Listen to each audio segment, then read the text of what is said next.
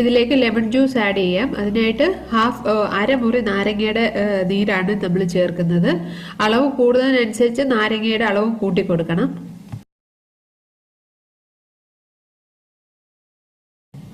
ഇതിലേക്ക് 1/2 സ്പൂൺ കുരുമുളകിന്റെ പൊടി ചേർത്ത് കൊടുക്കാം.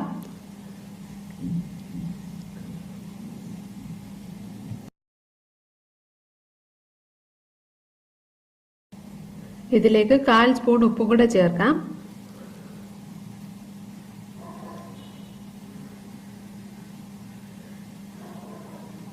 എല്ലാം നന്നായിട്ടൊന്ന് മിക്സ് ചെയ്യാം.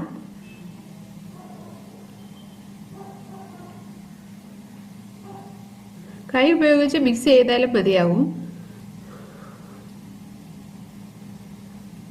ഇനി ഇത് നമുക്ക് 30 മിനിറ്റ് ഒന്ന് മാറ്റി വെക്കാം. അടുത്തതായിട്ട് ഒരു ബാറ്റർ തയ്യാറാക്കാം.